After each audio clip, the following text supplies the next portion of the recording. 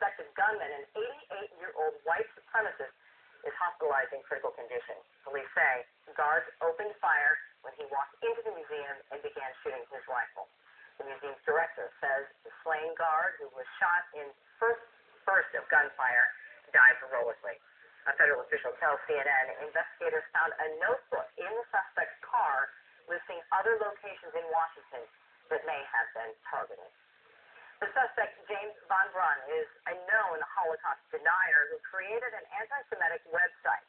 The Southern Poverty Law Center, which focuses on human rights, has been watching him since the 1970s. Mark Potoff told CNN's Anderson Cooper Von Braun has a long history with neo-Nazis and white supremacists. 4 decades. And after that, served as ranting online, right? That's right. And he got out in '89. And since then, he has been, not a major player in the movement, although he has been publishing propaganda at a rather vociferous pace. Some of that propaganda has been really remarkable. Unlike many people in the movement, he's openly advocated violence. I have a 2007 web post here, which he put up on a particular white supremacist website, and it concludes with the idea, take action. Targets swarm across the landscape. You know their murderous intent. You know who they are. Do it. So, my own suspicion, and this is merely speculation, is that, he's a man who's about to turn 89 years old. He's been more than 40 years in this movement. He looks around him. He sees a black president in the White House. He sees a relatively liberal administration in place doing all kinds of things I'm sure he just can't bear. And my guess is that he saw this as some kind of last strike.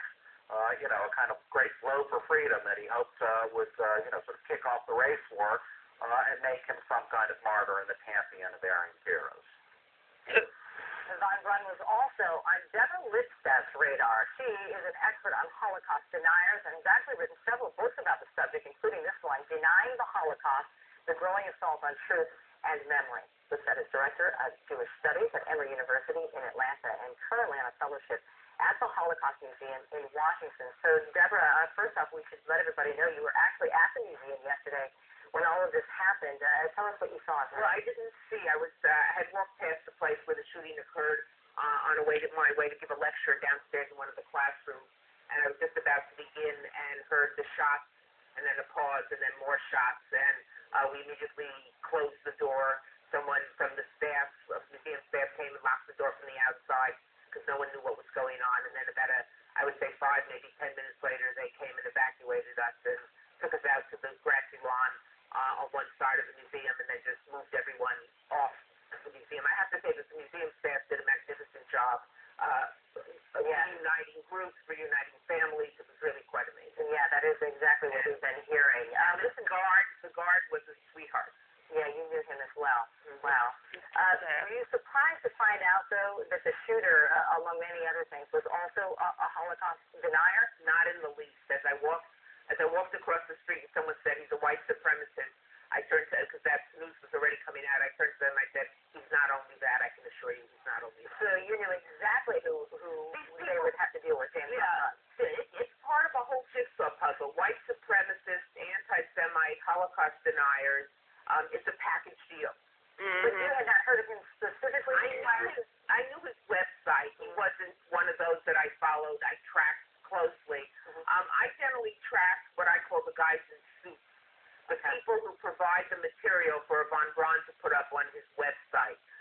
The guys I track usually aren't the kind who go out shooting people, but they provide the ammunition for those who will go do the shooting. So it sounds like what you're telling us is that there can be sort of a profile of this type of person, a Holocaust denier. For many, yes. And it usually comes with white supremacy, and of course it comes with anti-Semitism, because Holocaust denial is not but a form of anti-Semitism. Where does the movement, if you will, maybe that's not the right word, to overcome people like this, or the idea of Holocaust denial, actually stand right now? It's widespread, with the advent of the Internet. The Internet is a terrific thing. It's a wonderful tool for education, but it also is used by these people to communicate one with the other and to spread their hate.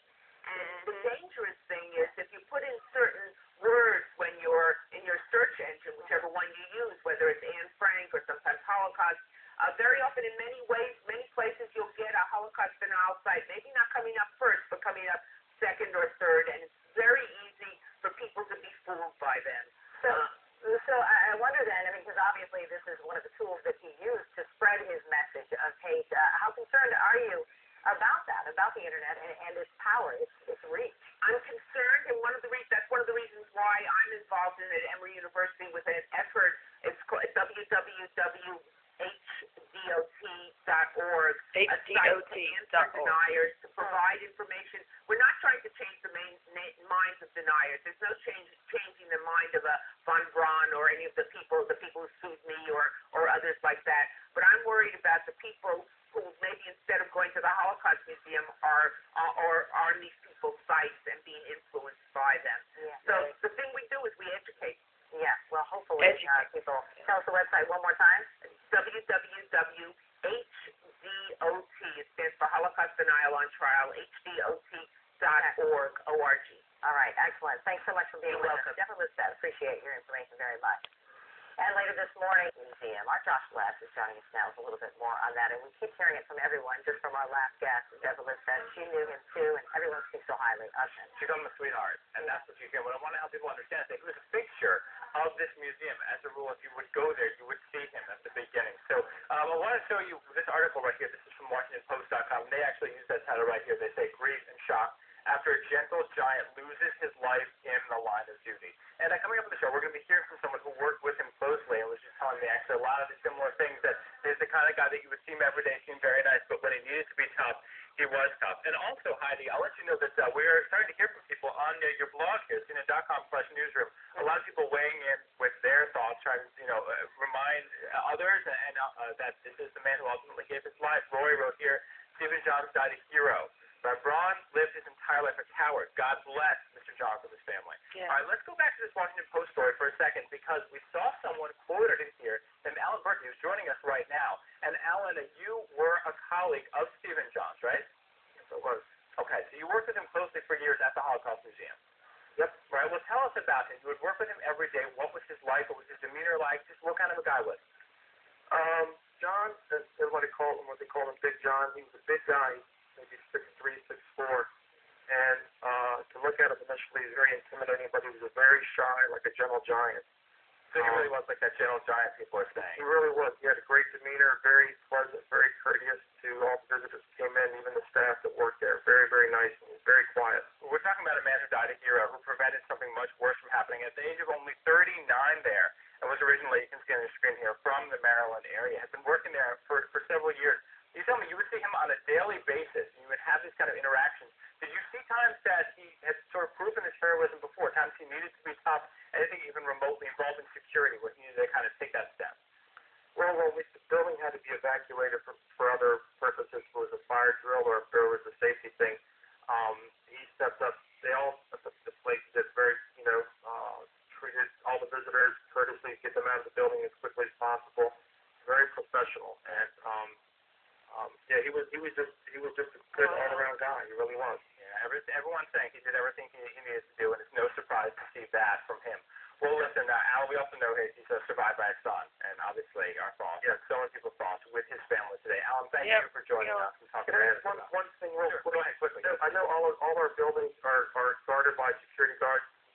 People out there, when you walk into, thank them for the job that they do. There might be thankless to them, but you thank them for keeping you guys safe, and that's what Stephen did. Alan, thanks for jumping back. Thank you, That's sir. a really good point. And that's something that we're hearing today from people on our blog, also at Facebook, over at Twitter. We're encouraging all of you to weigh in. Let's stop the hate, people. Let us Peace know and your love. thoughts on this I know a lot of gentle giants, a lot of Heidi, I'll be back next hour with what people are saying, Josh. All right, very good. Josh, appreciate that. Okay, guys, now you know why I'm promoting peace and love. There's a lot of hate in America, a lot of groups like that. I know, for real, a lot of groups like that. People don't realize they're still allowed to go on, but they are. It should be all stopped. Land of the free. It shouldn't be free to hate. We just got a death at the Holocaust Museum. What more do they want to wait for? They need to stop all the hate groups.